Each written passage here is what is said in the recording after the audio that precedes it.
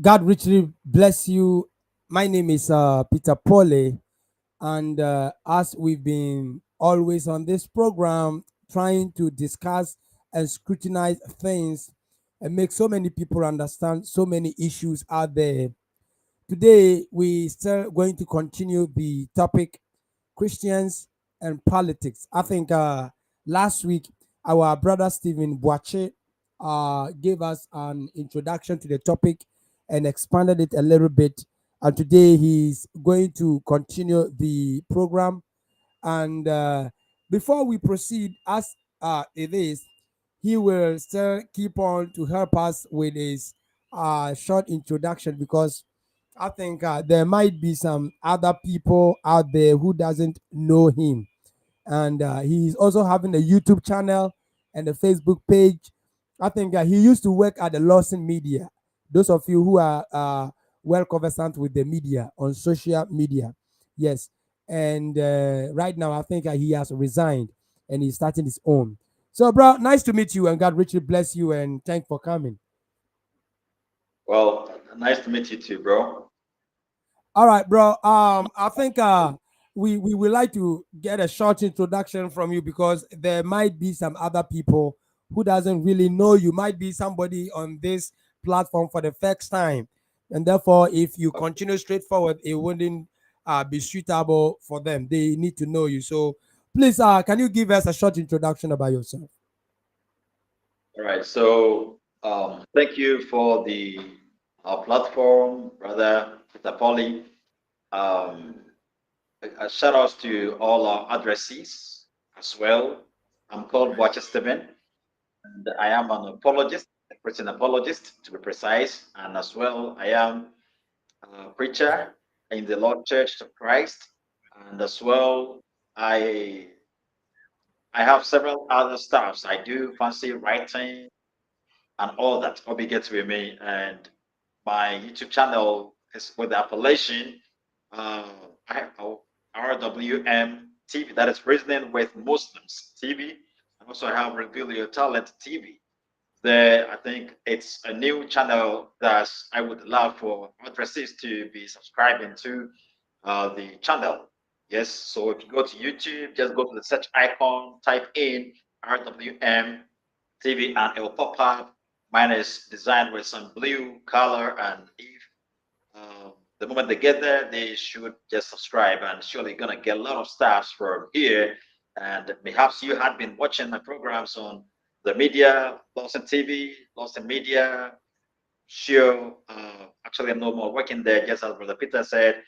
And currently, I will be appearing on Church of Christ worldwide platform, same as RWM TV. So that's me, Watcher Stephen. All right, thank you very much. I think let me do something. This is the man who made me to be known on the Lawson Media. Yes, and I really thank you for that. And he has been one of the good people in my life, honestly, especially on social media handles. Sometimes the way he will be sharing and asking people to be following the teachings, and in fact, you are doing a great job. And I when I watched the debate between you and Sean Paul, I was like, wow, this man is a great person. And honestly, a lot of people will be searching you. You said that your YouTube channel again, please. It's RWM TV. RWM TV. RWM TV. All right, thank you very Yeah, much. Okay, brother, RWM. we are not going to waste much time because people are A minute. A minute, please. okay. All right, Yeah. okay, all right, all right. So we'll be waiting. I think he has some difficulties with the internet. He's going to try to fix it, and he will be right back. All right. So we are still on politics. We are still on politics, and he has a little problem. So okay, I think he's in here. All right. Okay. All right, bro. Okay, bro. Yeah. We are going to continue. I think maybe you might have had a problem with your internet and your technical, so you check them out. Good. Yeah, Okay. sure. Sure. I think last week you gave explanation about politics And I love it when you infuse another keyword in it, politic and politics, and you give Politics. a lot of. Somebody even sent me a private message and said that the guy who gave the introduction about the politics, in fact, he's really good because he's not Wow. condemning Christians getting into politics, but he's coming out with the notion that if Christians can get into politics, it is good because it wouldn't influence some other religious group to make laws that will affect Christianity. So we will have some set of Christians over there that will also be taking part in the lawmaking. And the way you give Very true. explanations, the way when they go in there, they will portray themselves is also part. Honestly, I really enjoyed it myself, and so many people they were recommending you. I think Wow, that's great. Kofi Kinata's father, Preacher Kinata, also, I think 2 days ago, we talked on the phone and he was recommended your explanations. And in fact, it was very well. I was very proud of you. Like Mr. Kinata's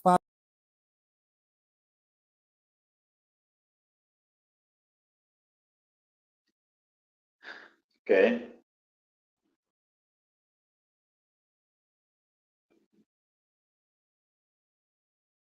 father and the rest. In fact, keep on doing the guys today. So the platform is giving you now. All right. So once again, I will say shout outs to my addressees, especially you, yourself, Brother Peter Foley, and also myself as well, because I am myself an audience of myself. I listen to myself as well, so I'm an audience. Well, I think I gave a lot of stuffs about politics. That was last week when we met up on this platform.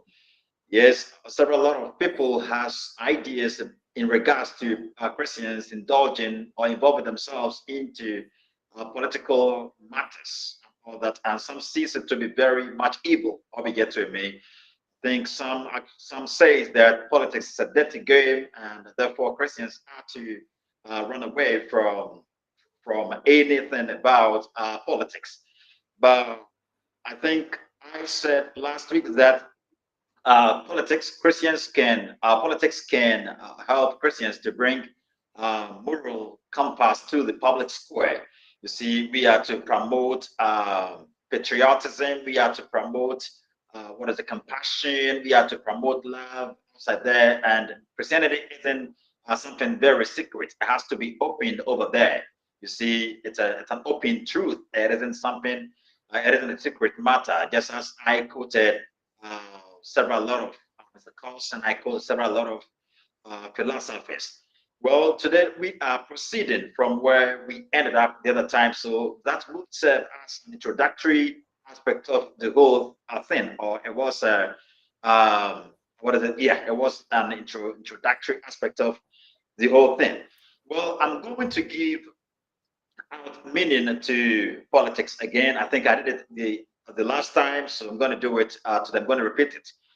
The word politics comes from the Greek word politikos. Politikos, that is the Greek pi, omega, lambda, iota, tau, iota, kappa, omega, sigma.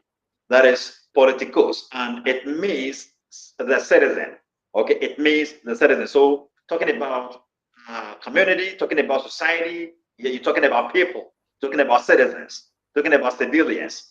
Okay, there wouldn't be any country without people. Or we get to me. So when you talk of a country or society or community, you're making reference to the people living within. Had it not been them, there wouldn't be any community or there wouldn't be any society. Human beings make up communities, human beings make up societies, human beings make up countries. Please don't forget it with me. Yeah. And again, the term politicos, from which the word politics is derived, refers to the science and art of civil government. It refers to the science and art of civil government. Okay, so the it has to do with civilians or citizens involving themselves into the ruling or the governing of the state or governing of the country or the community or the society. So the word politics Okay. originated from ancient Greece, and has its root word from police, that is Polis, as far back as Okay. 2,800 years ago, which politics is the enforcement in which order is carried out progressively or continually within a given territorial area by the application and the exercise of power. So, rather, that is the meaning of politics. Okay, it's from Okay. the Greek politikos, that is it, and it originated from ancient Greece, and as I have given several details about it. Well, let's head All on right. to Christians who wrote letters to political leaders explaining to them what Christianity actually entailed.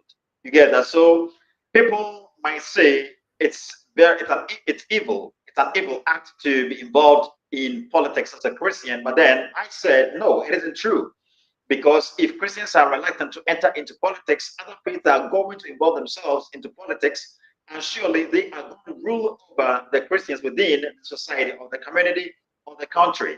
And if that happens, you have no say. Christians are not going to be able to do anything. You will not be allowed to exercise your faith outside there or in the public sphere because your faith isn't tolerated by the certain government because the government itself or herself belongs to some specific faith.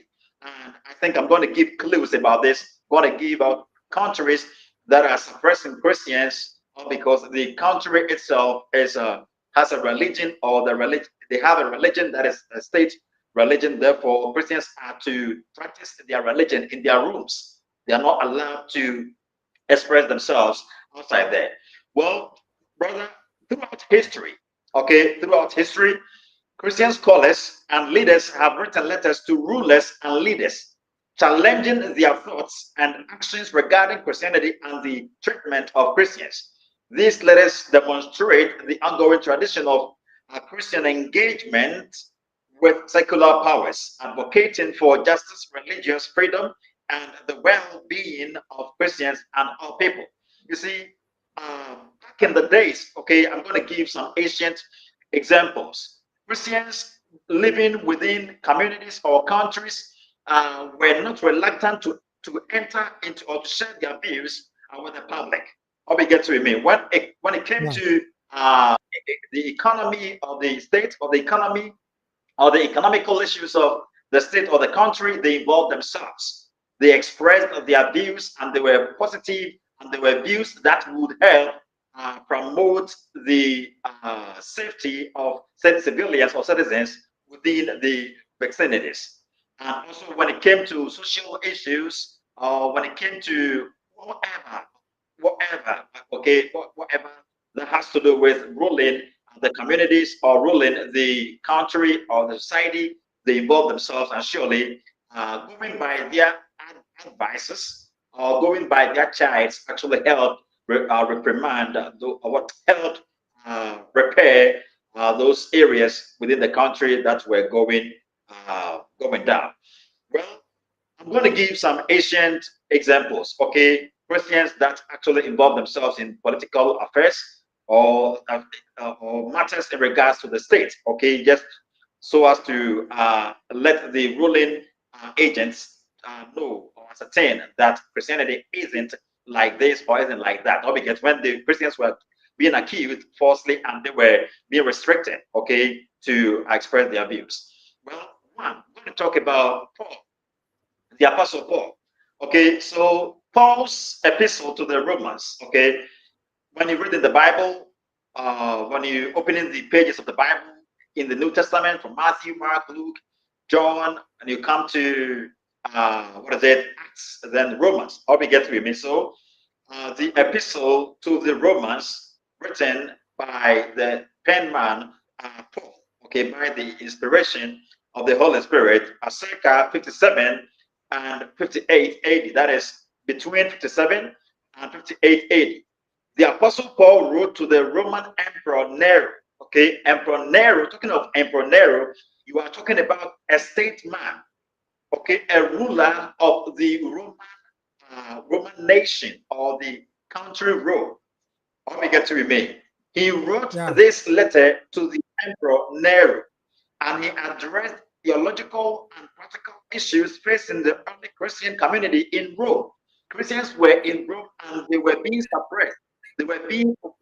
They were being persecuted, and they were being falsely accused, okay, by the emperors and by the civilians, for those that were not in the same faith with the Christians. Therefore, Paul had to do something. Okay, he wrote to the Emperor Nero, and he explained the relationship between Christianity and the state. That is, if you read Romans 13, verse number 1 through 7, okay, Paul says something over there. He emphasized the importance of submission to governing authorities while also advocating for the rights and dignity of Christians. How we get to it, brother? So Paul Yeah. wrote to the emperor Nero, he wrote to the statesman and told him that, please, what you've been hearing about Christians, that we are revolutionists, we are not compliant, we do not go by the state law, we do not abide by the law, the rules, norms, regulations governing the state. It's a lie. Even our Bible, our scripture tells us to comply to the law of the state. Our scripture tells us to even pray for you guys.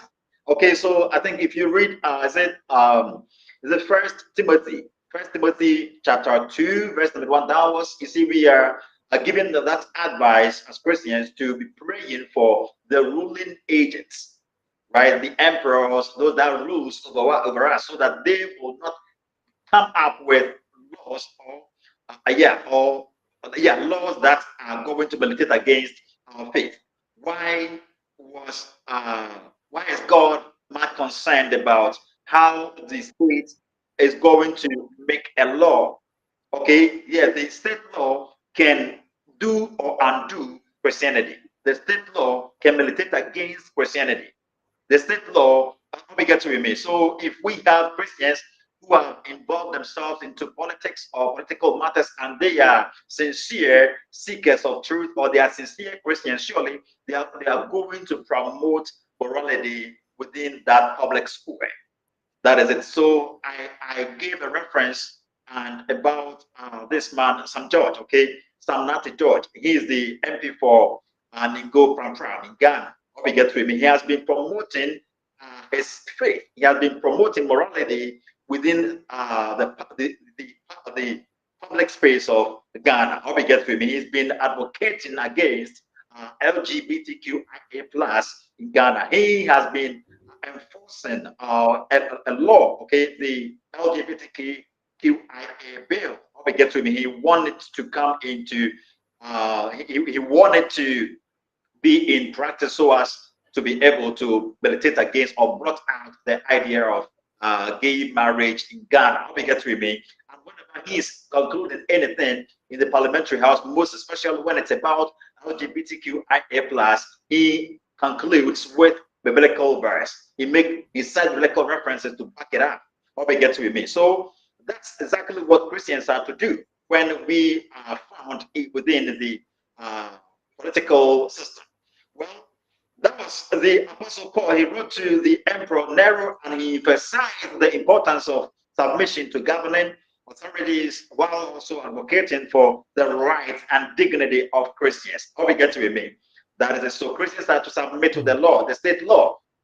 You do not forget the rights and dignity of Christians. We need to recall our dignity.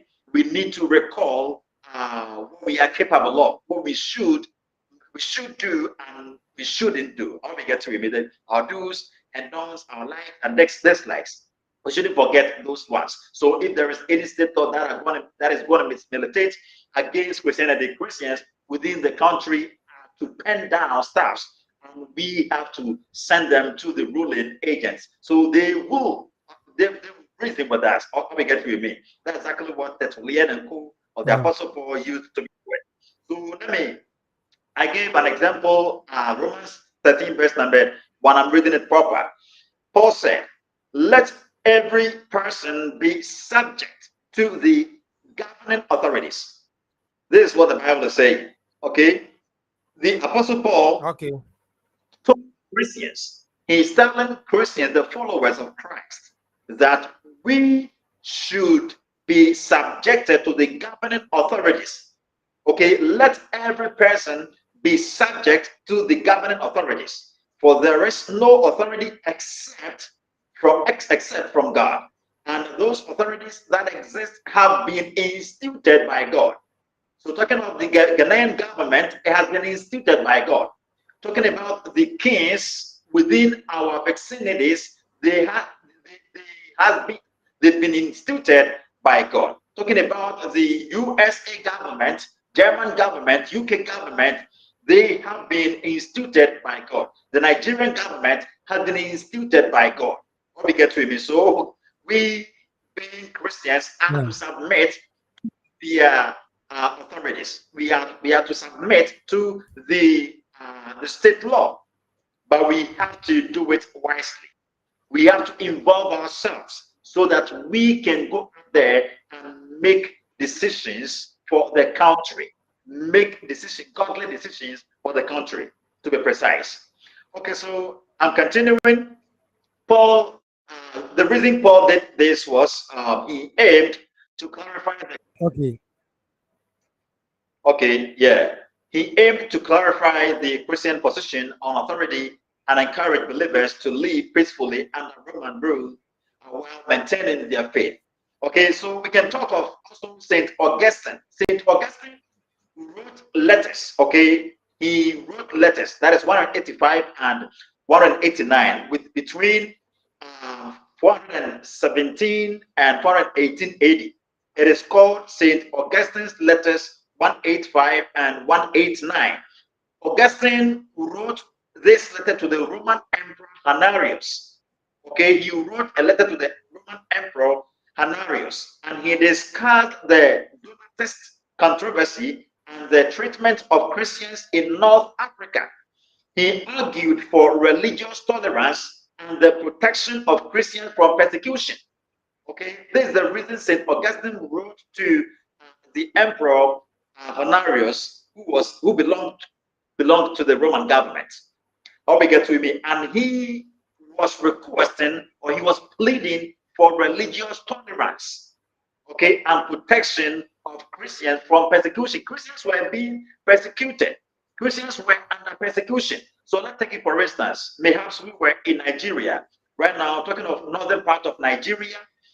Uh, we've been hearing of Boko Haram and their suicide bombings and subway bombings and all that. Okay, so Christians are being treated harshly over there. There are a lot of abductions going on in Nigeria, all we get to me because of Boko Haram. So perhaps there is a Christian over there, and he is a Christian apologist, and he sends in for Christians, and he writes letter to the ruling authorities and tell them, please, this is what is going on. Christians are under great persecution. Our people are being snatched away from us. Our people are being abducted. Our people are being kidnapped. Please do something about it, because we do not. What is it? We are not revolutionists. We are not. What is it?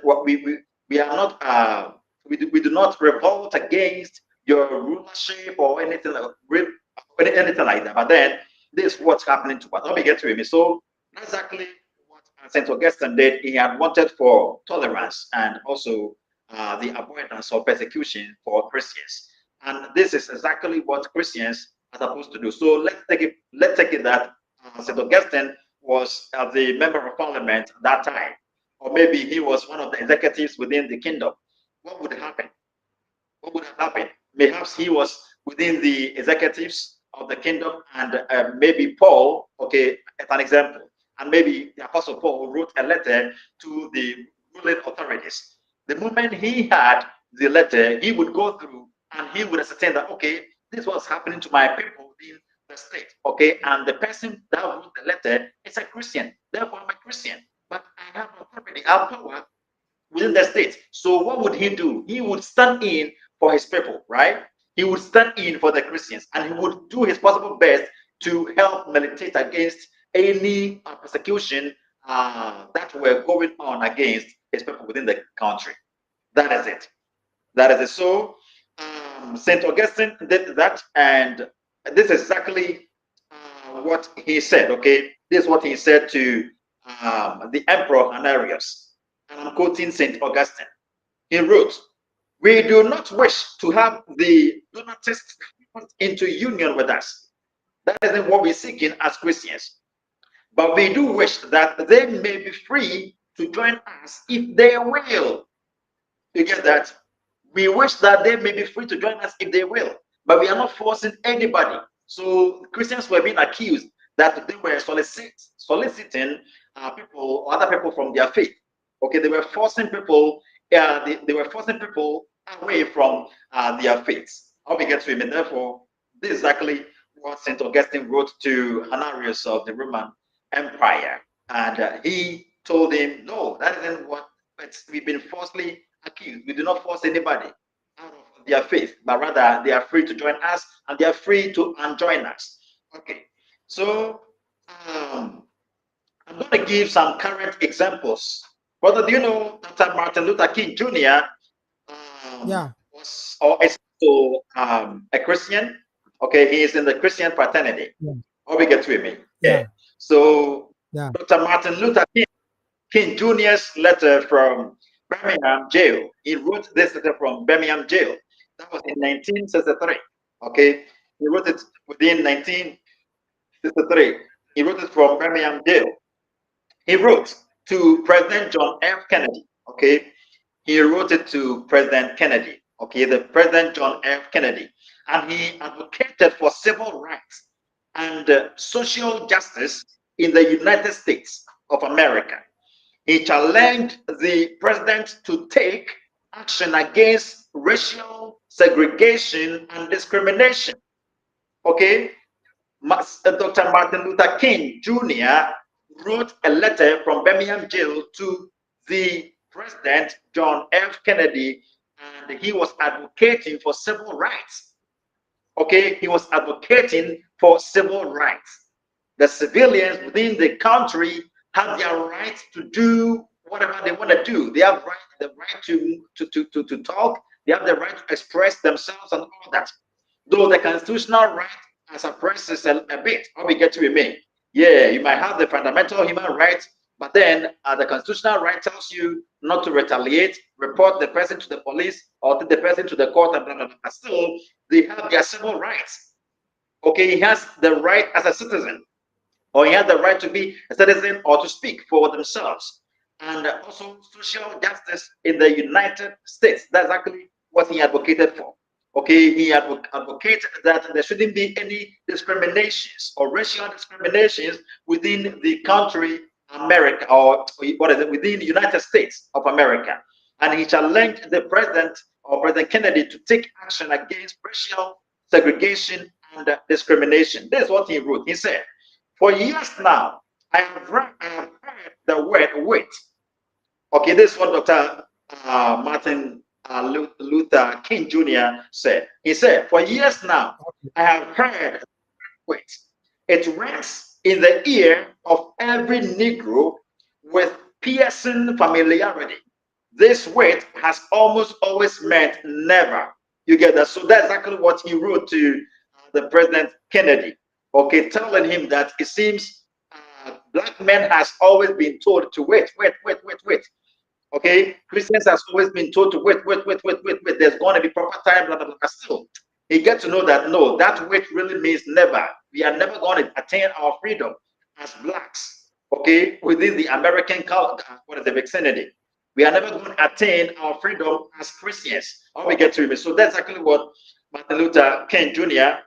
sent to the king, and this was his reason. His reason, what was that? He was trying to bring attention to the urgent need for civil rights reform and push the president to take concrete steps towards racial equality. He was fighting against apartheid. And I know Christians do not want apartheid, right, bro? Christians do yeah, not want that. Christians do yeah, not want racial discrimination, discrimination by color. Christians do not do that. You get that? So imagine there is a Christian, or may imagine you yourself, you are an MP, okay?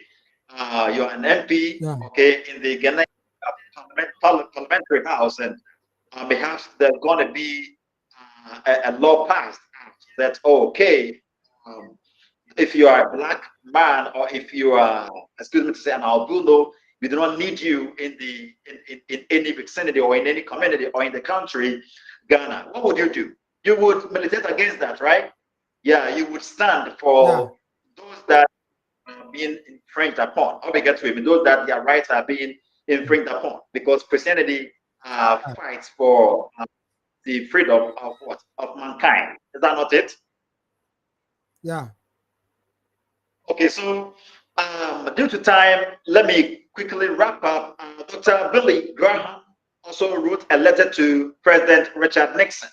That was in 1970. Okay, in the 1970s, Dr. Billy Graham wrote a letter to President Richard Nixon. Graham wrote to Nixon on various occasions, offering spiritual guidance and advice on domestic and foreign policy issues. He encouraged the president to prioritize moral principles in decision making.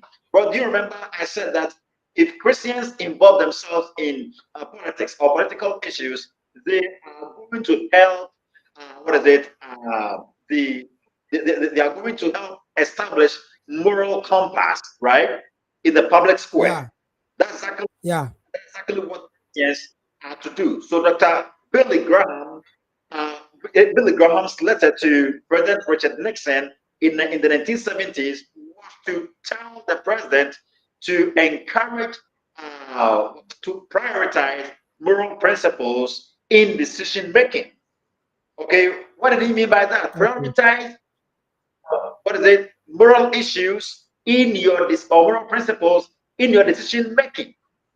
Okay, meaning tell the nation to abstain from gayism, lesbianism, those steps. Okay, you have to set the record straight that there isn't there shouldn't be any inequality within the country. The black is equal to the white, and the white is equal to the black, because we are all human beings. How we get to remain. So that's Okay. actually what Yeah. he was trying to tell the okay, to prioritize, okay, to make it his first goal, to make it a month, or to add it to his goals whenever he's making decisions for the country. Okay, so this is what he wrote. I believe that the greatest need in our country today is a spiritual revival. You see, he said, I believe that the greatest need in our country today is a spiritual revival. We need a spiritual revival in our country. Therefore, please include moral principles in your decision making. You get that? So, what was he telling him? He was telling him we need God. Okay, we need God in the state right now. We need God in the country right now, because the country is going wayward. People are going wayward within the country. Therefore, we need God.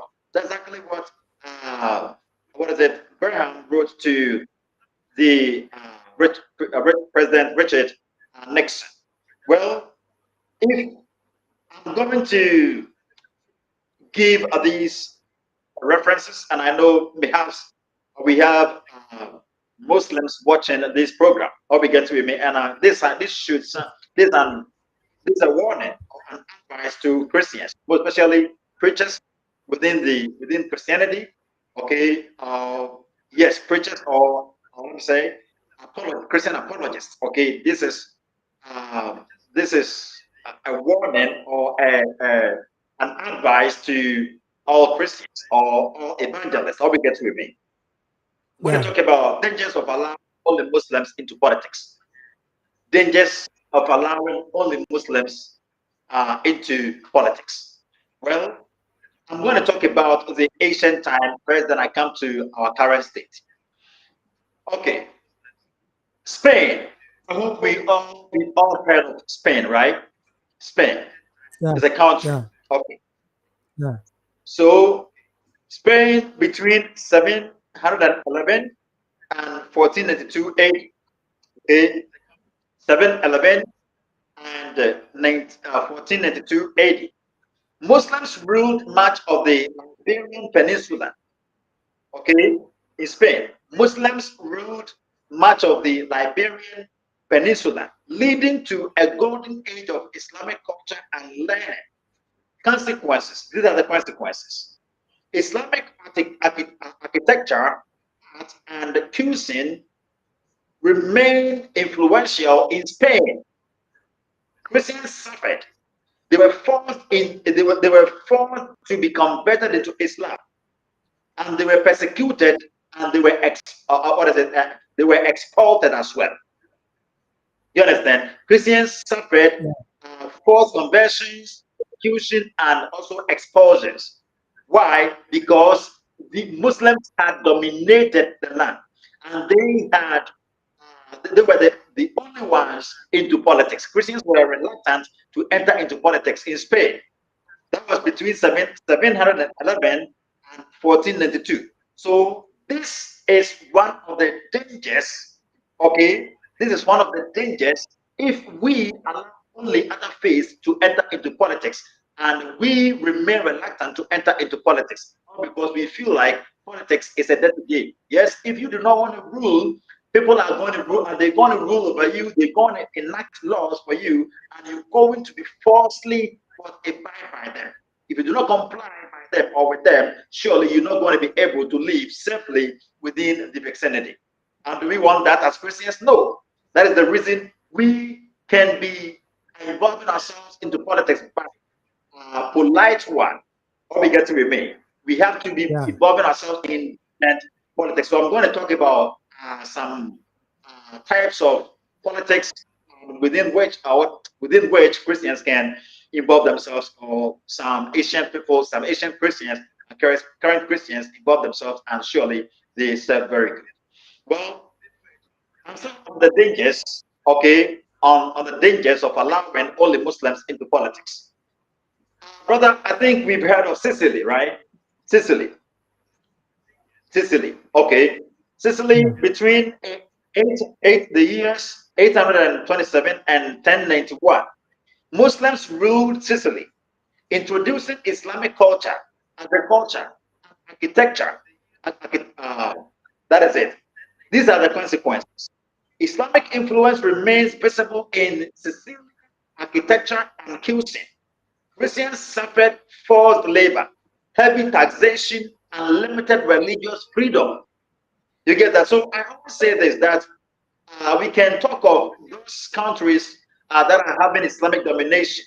The other time I made reference of Middle East. Okay, Middle East has over 23 nations. Okay, yeah, I think there are 24 nations only in Middle East, and out of the 24 nations, 21 are what is overtly Islamic dominated land. How they get through me? And Christians there are being forced into labor. Christians there are being forced into taxations. They are being forced into the religion.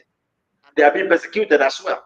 Why? Because the government itself belongs to the religion Islam.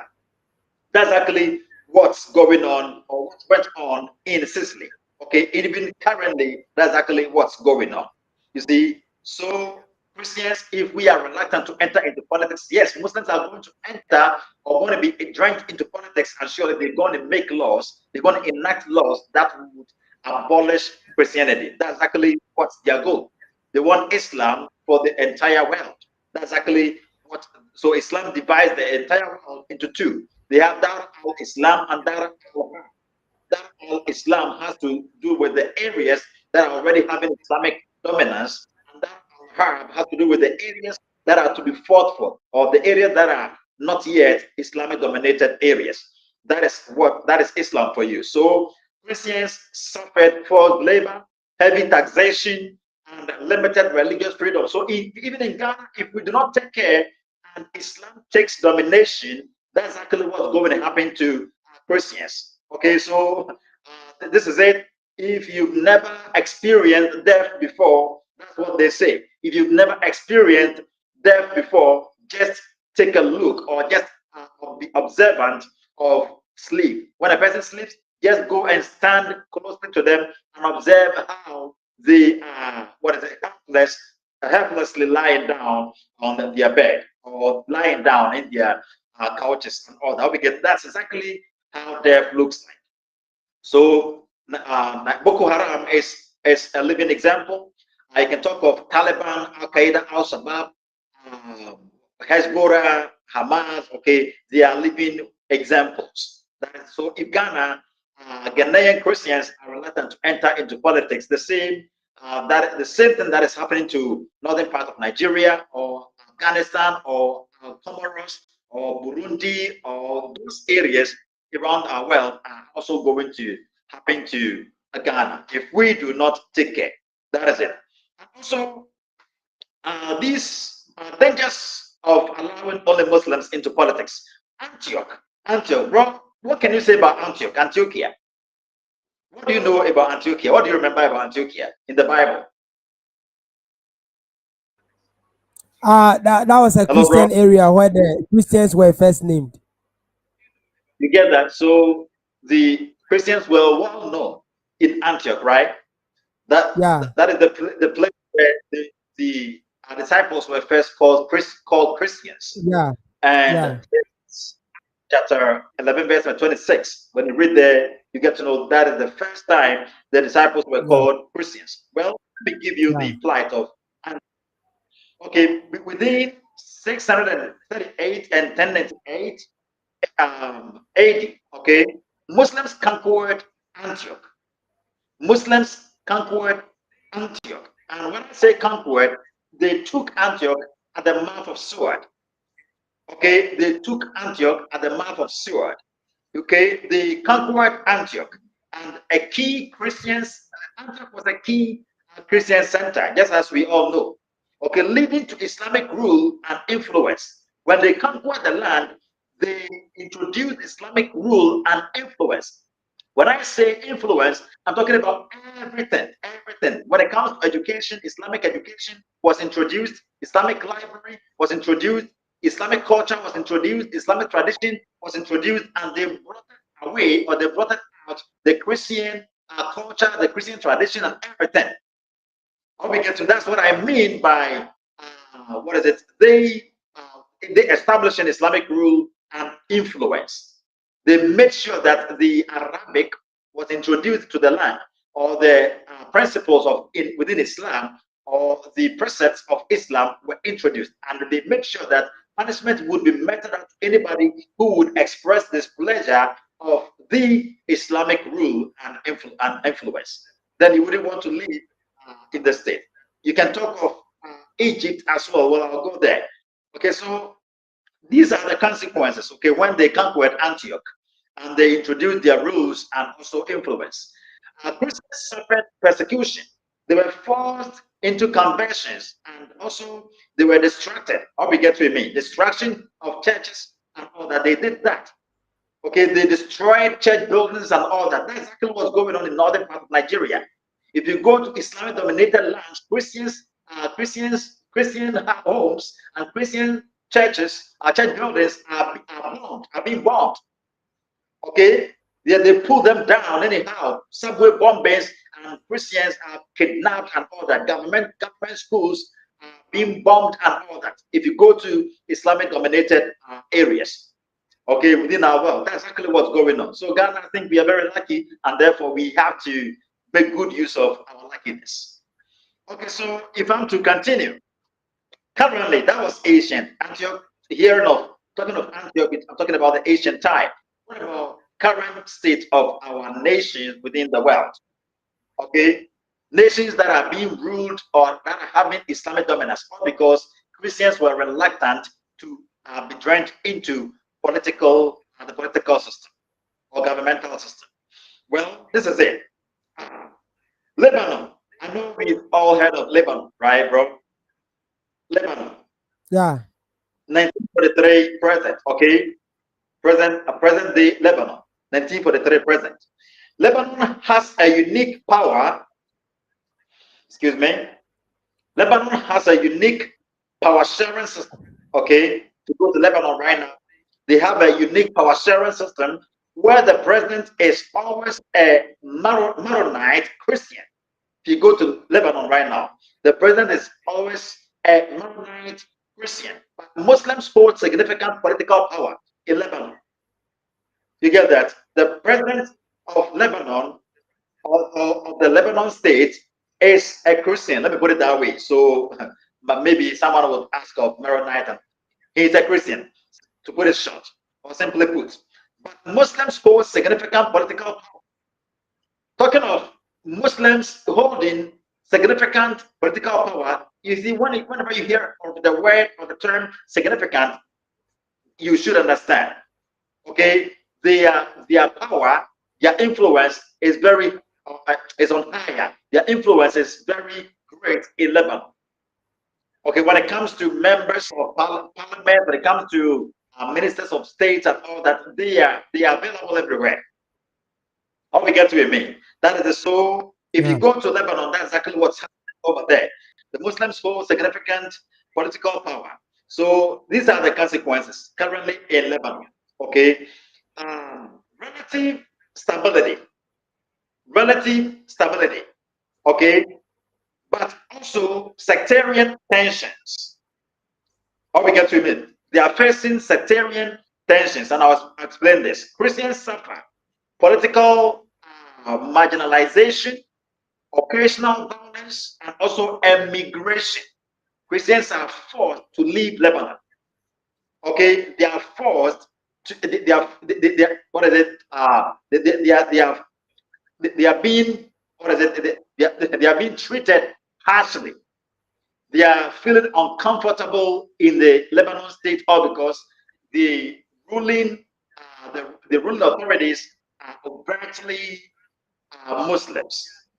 Oh, we get to me, bro. And Yeah. also, fine, let's go Nigeria too. So all these are dangers of allowing only Muslims into politics. That's what I mean. All these are dangers of allowing only Muslims or other faith into what? Into politics. The moment they get hold of the power, the moment they get on top, they begin to introduce their Sharia or the Islamic law. They begin to introduce Islamic courts. They begin to introduce Islamic police stations and all that. We get to me. And if anything happens and it's between a Christian and a Muslim, they will make sure that they go for their own. Because if you are a Christian, if you are not in the Islamic religion, they see you as an enemy. If you go to Surah Al-Ma'idah, ayah 51, it is written there. Quran chapter 5, verse 51, it is written there. You go to Surah Al-Tawbah, that's Quran chapter 9, ayah 29, it is written over there.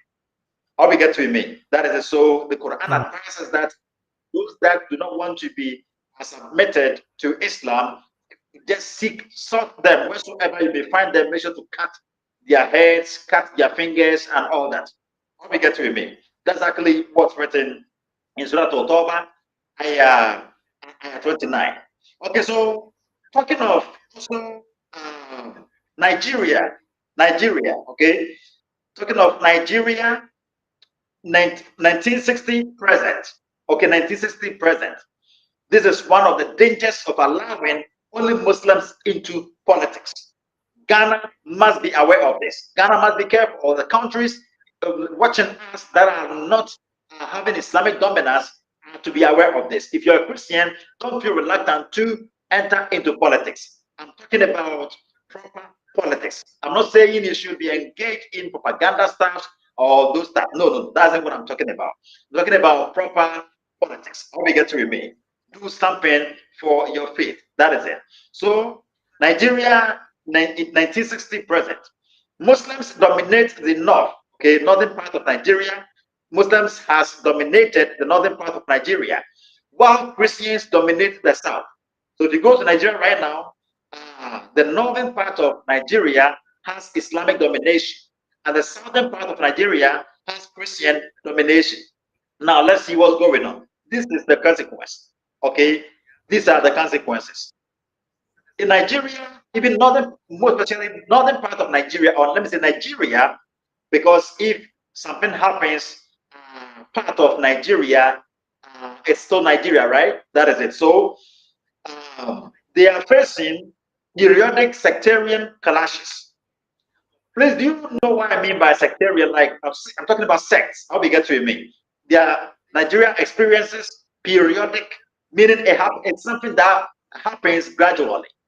Each day in day out, there being a rise of what is sex and all that. Okay, these people, what is it, secluded themselves from this sect, or these people secluded themselves from that sect and all, and there arises several lot of fights. How we get to exchange of weapons and all that.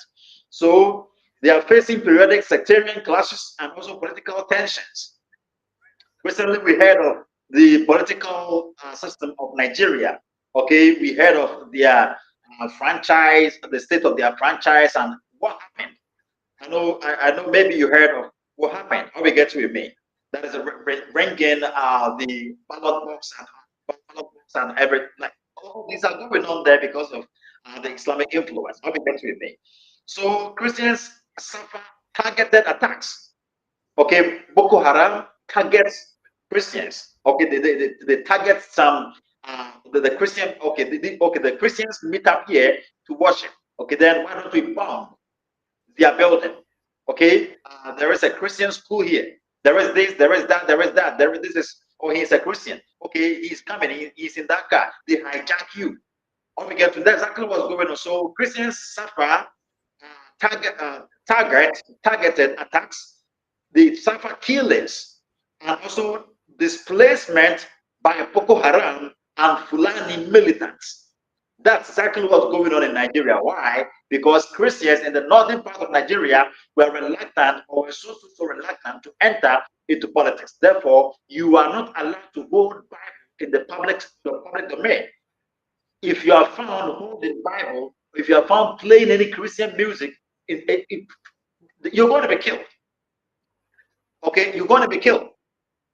So, provided mayhaps Ghana has been dominated by Islam, that's exactly what's going to happen. Because that's exactly what's going to happen. So, there is something called false dilemma. False dilemma. But sometimes we study from examples, right?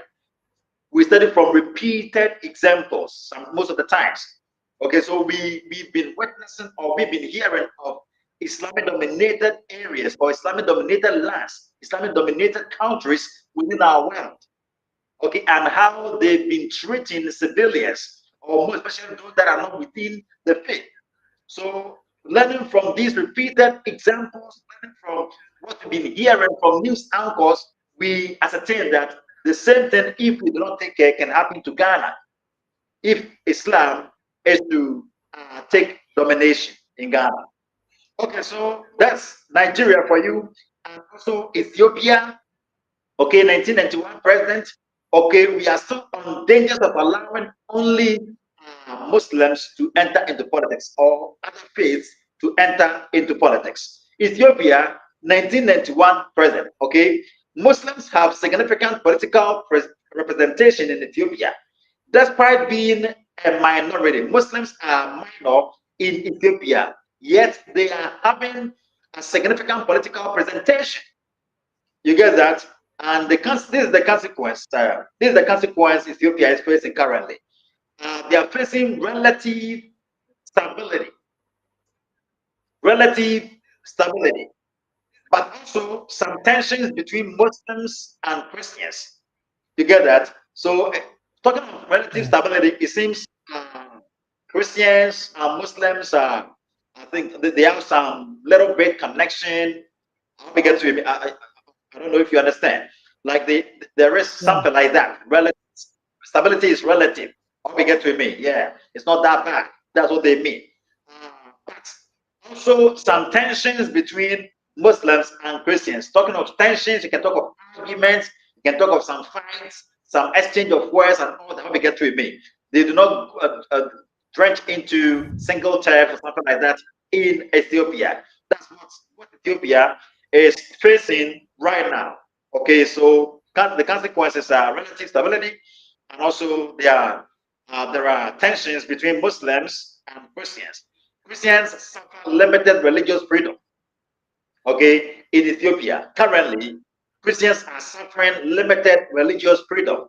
and also they suffer occasional attacks, and also government restrictions. Why? Because the government herself, or the governmental system itself, has some what is it? What is it? The governmental system itself is somehow belongs to the Islamic religion. How we get to this? I say somehow because I'm alleged. Okay, it somehow belongs to the Islamic religion. Therefore, Christians faces limited religious freedom within the country or within Ethiopia, and also okay, they suffer occasional attacks within Ethiopia, and also they suffer governmental restrictions. So I want to say this. Okay, in countries where Muslims do not have domination, okay, they seek tolerance, they seek some privileges from the government. Most especially, you can talk of even Ghana, you can talk of the Zongo Development Plan Fund and blah, blah, blah, blah. Okay, they seek steps from the government. They seek to be to be free to exercise their religion and all that. Even Ghana isn't an Islamic state. Okay, Ghana isn't having Islamic dominance. But just tell me, brother, if you witness this, when if you are a Christian, though I know that Christians do not make such noise, fancy beating drums and uh, praying, those stuff. We don't do that. So we don't make noise as Christians or Church of Christ when we pray. How we get to it. But fine, let's talk of what people have been terming as Christianity in general, beating of drums and those stuff. If there is a mosque, the Christians fear to beat drums. They fear to do those stuffs. Why? Because if they make noise, they're going to be attacked by the Muslims. They're going to be warned. They're going to be given stern warning by the Muslims. And if they don't take care and they are reported to the state, the authority within the community, even if they don't take care, their building is going to be shut down. But if it's a Muslim making such noise, they're widely opening or they're voluming up their horns. Okay, when the muezzin is screaming, Allahu Akbar, Allahu Akbar, ilaha illallah, Muhammad Rasulullah. Okay, when they're doing this, you cannot tell them you're making noise or stop. Okay, No, and you no one can't. will. That's exactly what's going on. So it seems like they've created some fear within most of our leaders within the country. How we get with me, even though they do not have the domination. I do not hate any Muslim. I don't have any pent-up resentment for any Muslim. But then I'm talking about the religion. I'm talking about the way they are pursuing or they've been pursuing. How we Mhm. get with me. That is it. So perhaps Yeah. Christians would tell you to perhaps sometimes we practice relativism. We are sometimes relativistic because we tolerate with other religions. Okay, we do not force them out, but we try our possible best to speak to them so they can be persuaded and be solicited into our faith or our form of belief. But we do not force anybody. But Islam isn't like that. You'll be forced to be drenched into the religion. So if Muslims become dominant in a state, uh, that's exactly what happens. The Christians are restricted. Therefore, why don't we also involve ourselves into ruling of the country or the community or the vicinities in which or vicinity where we live, so that we can also make good decisions for the civilians within the country. Okay, that is, I'm not talking about greedy, extravagant life and all those. I'm not talking about that. I'm talking about positive politics. Be in the governmental system, but be truthful, be faithful. That's exactly what Christians have to do. You have to introduce moral compass in the public sphere, public square.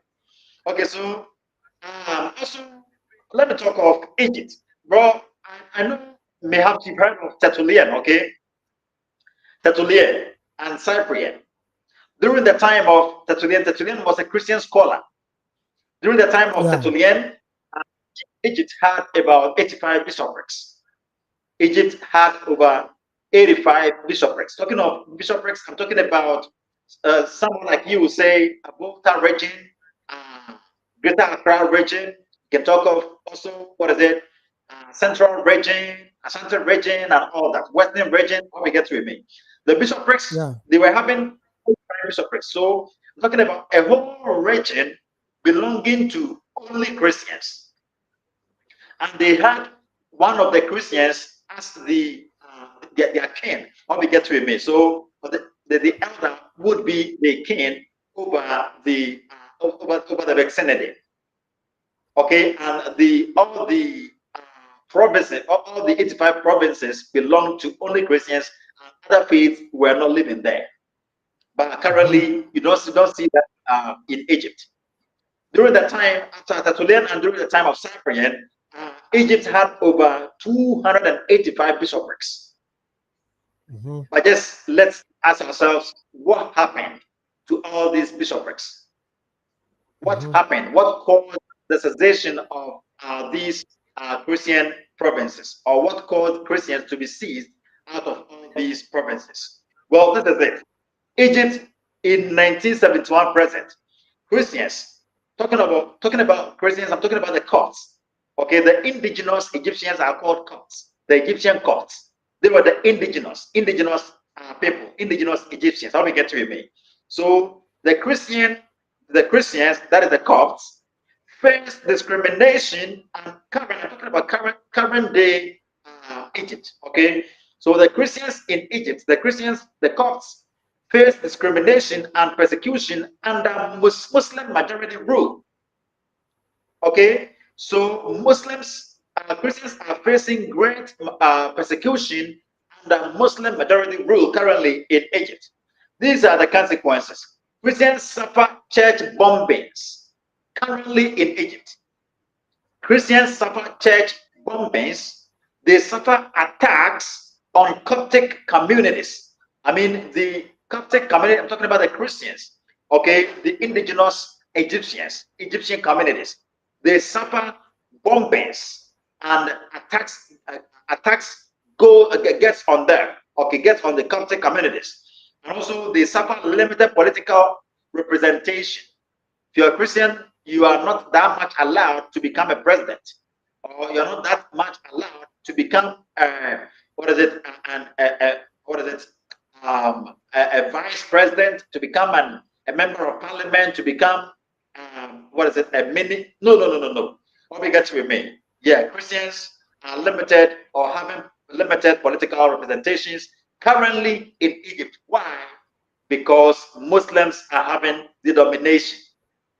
So, would you advise that Christians remain reluctant to enter into politics? No. Okay.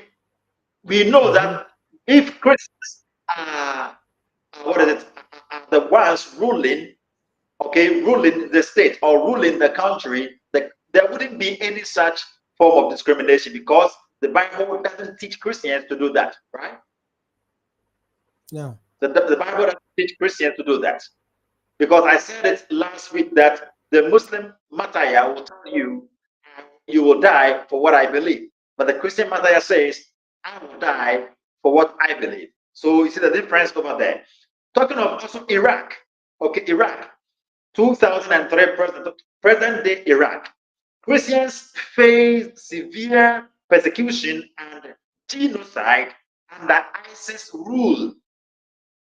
Okay, Christians faced severe persecution and genocide, excuse me, under ISIS rule. These are the consequences.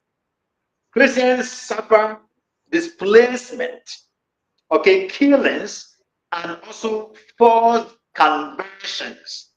Okay, okay. I think there are some lawful terms used over here. Okay, talking of displacement, I think if you go to the Constitution of Ghana, well, what is it? Section 131 of the 19 of the Criminal Offences Act, 1960 at 20 at 20 at 25.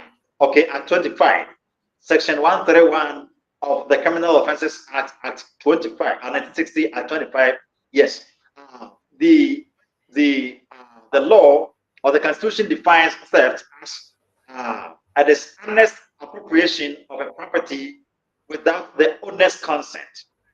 All we get to mean a dishonest appropriation of property without the owner's consent. And also Section 147 of, of the Criminal Offences Act 1960 Act 29. Okay, also says that also defines conversion or conversion as being a dishonest or is it what is it? I think I've forgotten this a bit. I've forgotten this a bit. It talks of you converting a property without the owner's consent. You got that? Converting. Uh, Converting has to do with you taking someone's property without the person's consent. What we get to me? That is converting.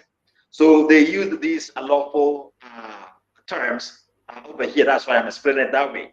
So Christians in Iraq suffer displacement, killings, and also forced conversions. Okay, and also it's also about you being forced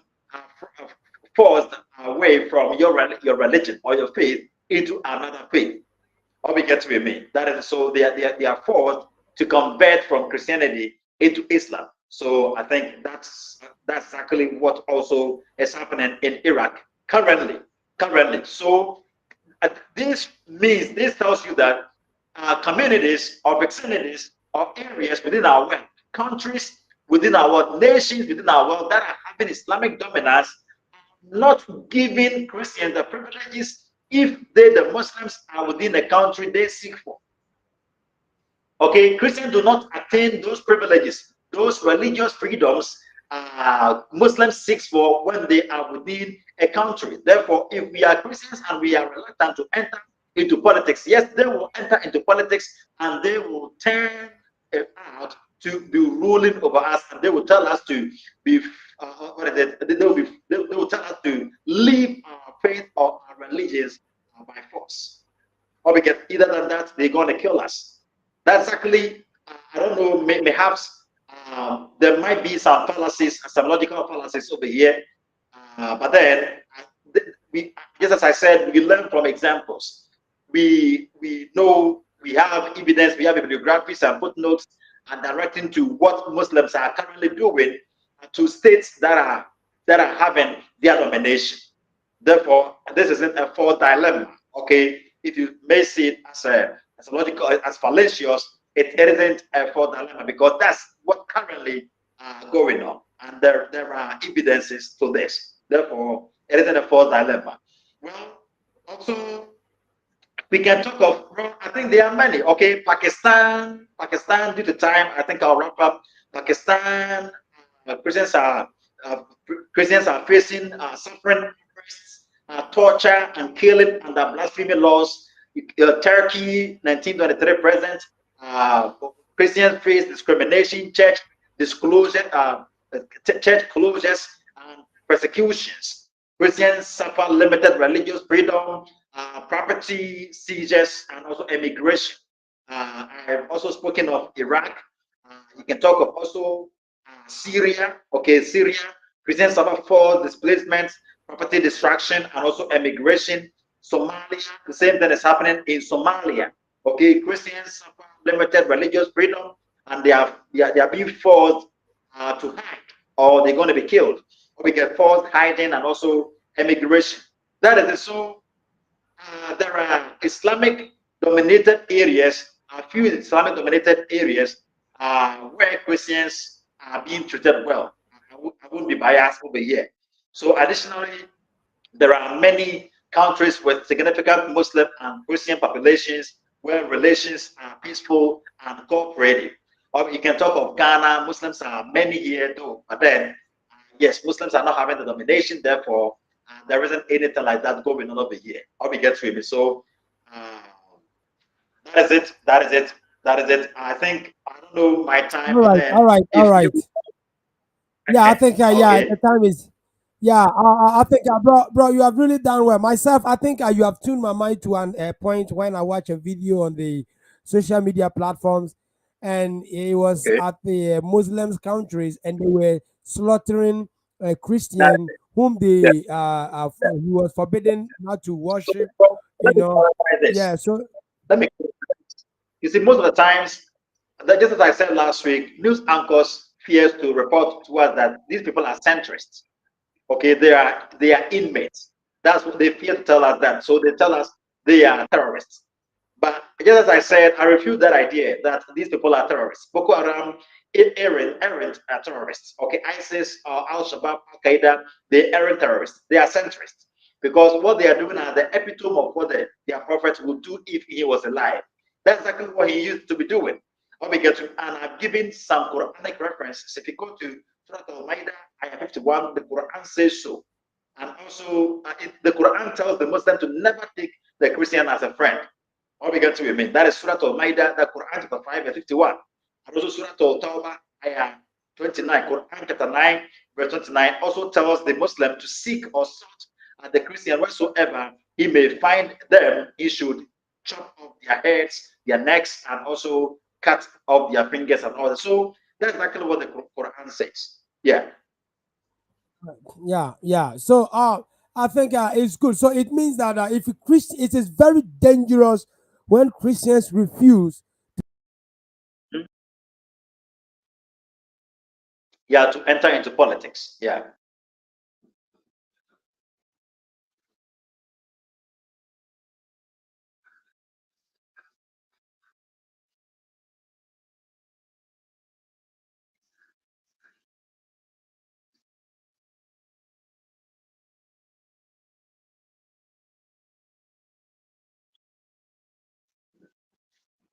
Hello, bro. Hello, bro. Yeah, I'm saying that it is very dangerous when Christians do not get into politics. Very, very risky. Sure. And Sure. policies will be made and they will not be able to survive in a nation. That is it. And therefore, they have to make sure that they also get involved. But they must know how to conduct themselves in relating to the Bible. Not that Very when they true. get in there, they will also allow that politics in a way to influence their lives. So Very those true. Christians who are really want to get into it, they have to be extremely careful. But it is Very very true. risky when we do not involve at all, especially when it is taken control by the Muslims, Buddhists, Yeah. and some other sects. It will make Yeah. them suffer. As you said, Pakistan, those Arab countries, Christians are forbidden to worship, and so many kinds of stuffs. You Even got it? even currently, Yeah. currently, I think my currently, Arabia, currently Arabia, Christian missionaries cannot preach in Arabia. Okay, Christian missionaries cannot do that. Your plane cannot land in Arabia. That yeah. is it. If you would want to go All to right. Arabia to preach as a Christian mission, you will come without your head. That is it. You get that? So, Wow. brother All right. says we should pray for Christians living in Burma. Okay, Christians living in Burma. Currently, they are suffering great persecution because the state is under the rule of Islam. Christians are facing severe Okay. restrictions, particularly in the eastern regions of Burma, and also China. China, bro, your area, your place. Okay, Christians are suffering currently Yeah. in China. Tightly controls Yeah. religious expression, and Christians are often arrested and detained for practicing their faith in China currently. And also Eritrea. Yeah. Yeah. Christians are subjected to forced labor, imprisonments, and torture for refusing to renounce their faith. India currently India, Yeah. okay, in India, Hindu nationalist groups frequently attack Christians, destroying churches and books. In Iran, converts to Christianity face severe persecution, including imprisonment and death. Nigeria currently Boko Haram and Fulani militants target Christians, leading to widespread violence and displacement. North Korea currently, we should pray for them. Christians are sent to labor camps where they face extreme hardship and often death. Pakistan currently, blasphemy laws are used to target Christians, leading to imprisonment and violence. Russia currently, Christians face restrictions on religious expression and assembly. Saudi Arabia currently, conversion to Christianity is punishable by death. If anybody dares to convert into Christianity in Saudi Arabia, even recently, that person will be put to death. Okay, Syria, Christians are caught in the crossfire of civil war and face persecution from extremist groups. And as well, Vietnam. Okay, in Vietnam, Christians face restrictions on worship and assembly, particularly in rural areas. So they need our prayers. This is the reason it is dangerous for Christians to be reluctant to enter into politics. All right. All right. All right. Thank you very much. I think we've really studied, and God richly bless you, brother. And we are not going to waste my time because our time is almost up. And Okay, I think you said your YouTube channel is our WM, all right. So RWM, we will edge RWM TV. We'll yeah, edge the audience to set you up on YouTube and Facebook and all the other platforms because I've been watching some programs over there and I've been learning. Well, okay, my name is Peter Pauline, the host of the Churches of Christ Worldwide. Excuse me to say today I use the dark uh spectacle because of the lightning system. My eye was being affected, and somebody would yeah, say that the guy is chilling. No, no, we are only protecting our eye. And therefore, okay, next week we shall come up again, but it will not be politics. And right, we are expecting our own preacher Kofi Kinata's father, Preacher Kinata, will okay, be on the okay, media to educate us. And our brother Stephen Boache will also be coming. There are recently some videos that were going viral. A man was okay, burning the Bibles and so many other stuffs. I think after Brother Kenata, you have to be on top of the program. And our brother who right. is in Scotland, Brother Paul Finn, also has a program. Also, so we are expecting a whole lot of guests, and they will educate us. God richly bless you, bro. Your closing remark before we leave this place.